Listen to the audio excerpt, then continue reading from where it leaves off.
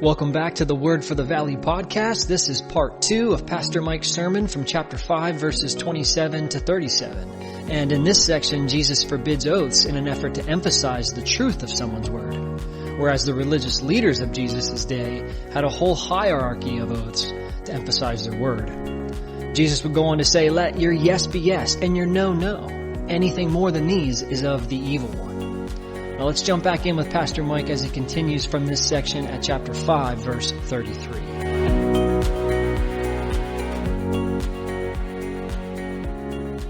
Now, verse 33.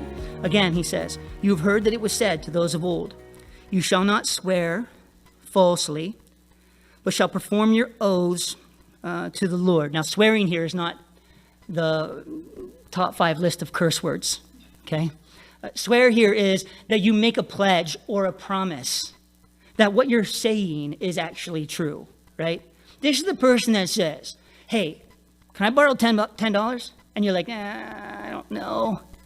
You're a little sketchy. I don't know. You're going to just jet on me. I don't know. $10. And then they say, "I'll pay it back. I swear to God. I swear on the Bible.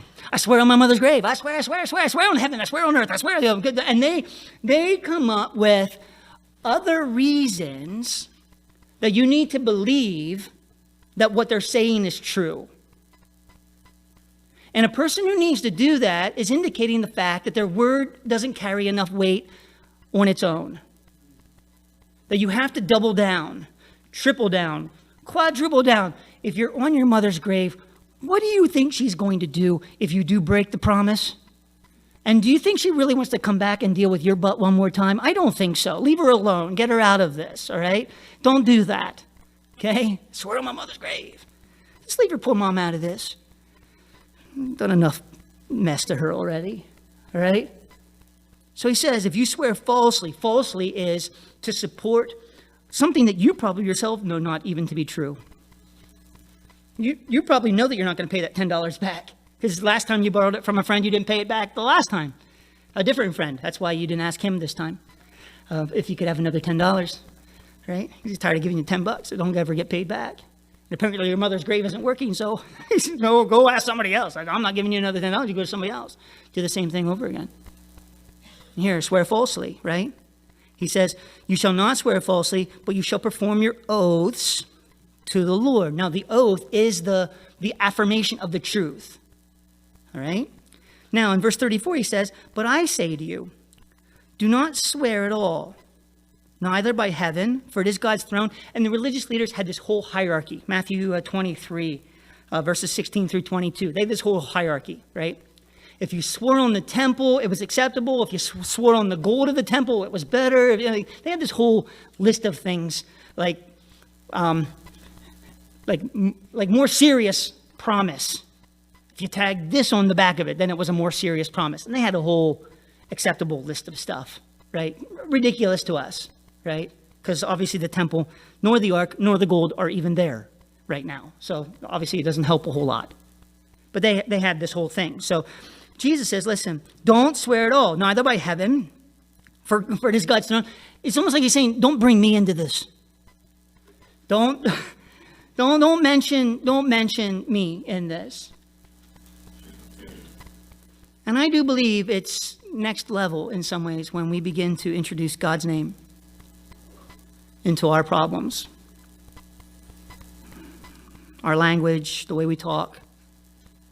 And it's always remarkable, again, isn't it, right? Like, you got a problem, it's like, Jesus Christ, do people use his name in vain? You never do that with Mohammed, Buddha, Hare Krishna, kind of thing. You never do that with anybody else. Why do they keep picking on our God? Right? But very common. So here, not at all. He says, don't swear at all, neither by heaven, for it's God's throne, nor by earth, for it is footstool, nor by Jerusalem, for it is the city of the great king, nor shall you swear by your head. Don't even bring your own hair into this, because you cannot make one hair white or black. No matter what, don't do it. If you need to affirm a word, then it already speaks volumes enough about you to double down by trying to bring some other thing into it to affirm that what you say is true only makes you look worse. But don't do it. right? Instead he says, but let your yes be yes, and your no, no, for whatever is more than these is from the evil one. Anything more than these is demonic. It's devilish. It's actually motivated by Satan himself. Because what it's doing is it's giving you the false illusion that you can be your own guarantor of your word, when you will find throughout the majority of your life that you can't be. How many times have you said something well-intentioned and you really, really, really wanted to do it? I want to be good. I want to do the right thing. I want to be helpful. I want to be kind. Just tell me what I need to do. I want to do it. And remarkably then, they ask you to do something. It may not even be all that hard, but they just ask you to do it at the perfectly wrong time. They just don't realize you've had a day. And now you're coming along and asking me to pick that up and put that over there and do that. You don't understand. No, you don't understand. And what you don't understand is that you had given your word. You said you were going to do it. And the quality of your word is demonstrated in doing what you said you were going to do when you didn't want to do it. That's how the quality of your life is measured. Not on your best day, but on your worst day. That's when you see who you are, what you're about, where you're walking with the Lord. Not when things are going perfect and life is, whistling, get the little birds, like some Cinderella movie or something, and the birds are whistling behind you and everything. The sun is out and there's no rain, which could happen at some point in September in Pennsylvania. No rain, or just a nice day and the weather's good and there's no humidity and no threat, no good, just a nice day. Ask me anything, I'll be helpful. That's not an indicator of your character. That's just a fortuitous concurrence of a lot of good stuff. And maybe you'll get a day like that in 2027 or something, right? But actually your character is demonstrated in the grind. Your character is demonstrated when you made a promise that now you don't want to fulfill. Not because they changed anything, but just because it doesn't line up perfectly with your own will and desire, the timing of it and all. Are you going to follow through? There's this verse, Psalm 15, verses 1 and 4, say this, Lord, who may abide in your tabernacle? Who may dwell in your holy hill? There's a list. Verses 1, 2, 3, and 4 gives a list of about 6 or 7 things. The last one is this. He who swears to his own hurt and does not change. He who makes a promise and then follows through on it, even if it hurts him to do it. I learned this verse from my dad. Years and years ago, he built a house. My mom and dad built 2 homes that they lived in, stick-built, ground up. That was in their free time. Still hold down a 40, 50, 60-hour work week and then come home in the evenings and stick-build a house. Evenings and Saturdays and taking Sundays off. But Sundays we would just drive by it and look at it, because I don't know why we did that. But at the end, I wanted to die on that property and never see it again, but Dad wanted to see it on a Sunday. So that's the way it goes, right? And during that time, he had a friend who had come in to offer to help some. And when you're stick building a house by yourself, any help, viable help, as long as you don't have to redo what they just did, is welcome. And this guy came in, and a family friend said, I'll help out with your house. And then when I'm getting ready to build, would you help out with my house? And yes, gladly, love this guy, right? Well, it just so happened that this man who went to build his own house picked like the worst time for my dad, or probably for our family in some ways, picked the worst time to start building his own house. But that's when the finances came together. That's when his life was coming together. He didn't ask. He was moving forward and the thing needed to be done. And he looked at my dad, sir, he's still willing to help. And literally, there's no time. No time. Not free time, no time to do it. And I watched my dad give all of his extra time, which was his time, like sleeping time, and everything else that needed to do to help that man build that house. And I watched my dad drag himself there and drag himself home to help that guy. And it hurt him doing it, but he did it because that was his word. That's the character that God's talking about here. And not just regarding oaths, because but regarding marriage, regarding adultery, and all the way back into regarding anger and murder. The character of the kingdom is the character that can do the right thing even in the wrong situations, that can do the right thing in the toughest of seasons. And we say, well, that's impossible. That's exactly the response you should have if you are reading this from the vantage point of an unbeliever. These things are impossible. I can't do it. The standard is way too high. How can God expect that? Marriage? All my life? Like, whoa, that's way too much to expect. If I get a good 10-year run out of this, I'll be happy. My whole life? What happens through menopause? What happens through illness? What happens through loss of a child? What happens through difficulty? You want me to stay with her then? Or she can't help me or benefit me or bless me or serve me in any way? Where it's all just pouring out and giving, giving, giving? You want me to stay there then? Yes. That is exactly when I want you to stay there. And I want you to be the best there that you've ever been. Not for yourself. And not even just for her. But for the Lord. And what he's called you to and where he's asked you to stand. And so therefore, when he talks about blessed are the poor in spirit, he is talking about them in the context of a relationship where there's been adultery. Not the sin part where you've been sinned against. In a marriage where you've been hurt. In an oath where it's inconvenient. Blessed are the poor in spirit. Read it from that context. Blessed are those who mourn. Blessed are the meek.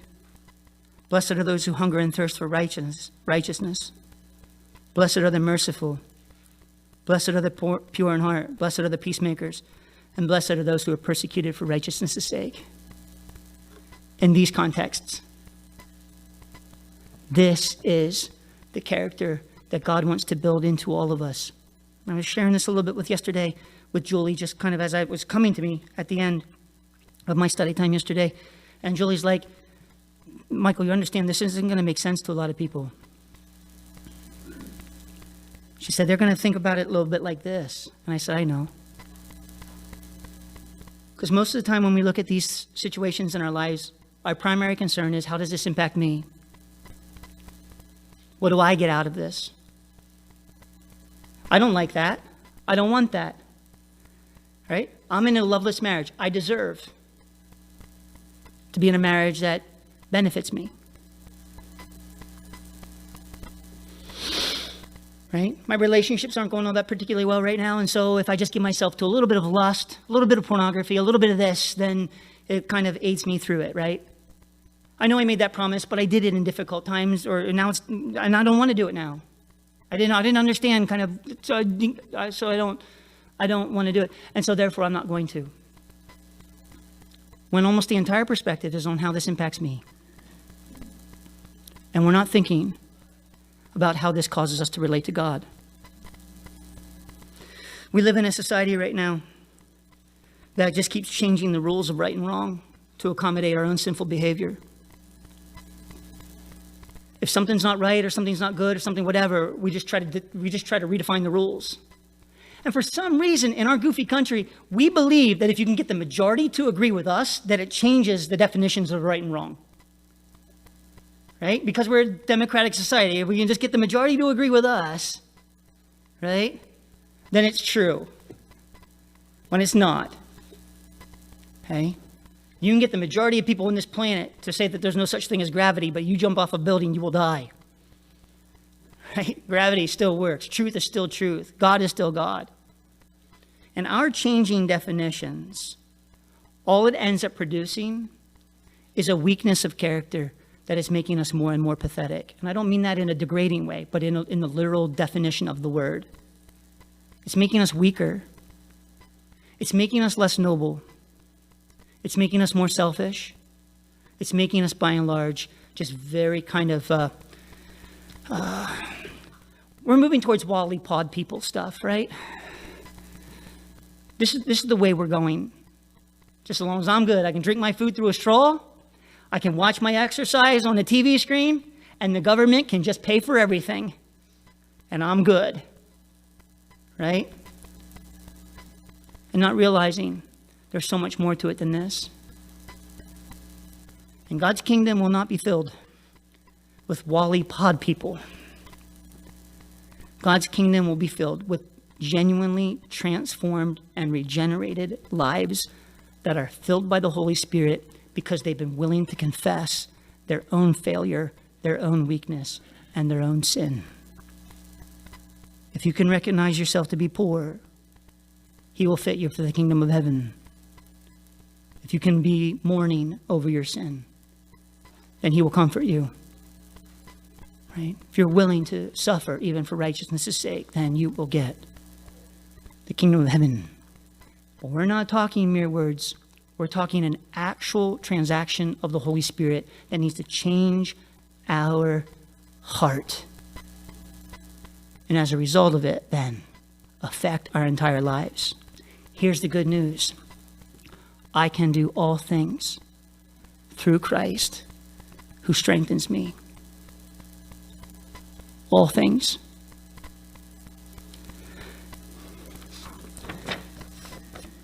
Julie and I talk about it all the time. My greatest demonstration to my wife in loving her is when I literally had to pick her up to put her to bed at night because she couldn't walk from the kitchen table to the bed by herself. We were happy if she got through a meal without choking because swallowing was so hard. Just relearning how to do life, relearning how to walk. I got the videos on my phone watching Julie learning how to walk again after having been sick, and it's crushing. It just throws me back into a space that it's very, very hard and very emotional. But she looks at me and she says, I know that you love me because you stayed with me through then. And then I look at her and I say, well, do you love me? And she has been 100% loyal to me through all of my ups and downs. You can take all of the fleeting pleasure of this world and have it. But for a loyal person of integrity that is willing to stand with you through the most difficult seasons of life, I will give you $1 million. I will give you everything I have for that. And God, in many ways, said, I will give you everything for that. And the everything was the body and the blood of His own Son, Jesus Christ, that He sent to the cross so that you would no longer act human, but so that you could be born again and now act more like God than like an animal. All right, we learned that Jesus was focusing on the character of the person as being the emphasis of the oath. Essentially saying, be a person of your word. If you say it, then do it. That having to affirm the truth of your word by adding anything to it is not motivated by God, but is of the evil one. All right, that's all for now. I hope you can join us for the next episode. This is the Word for the Valley podcast. So long, everyone.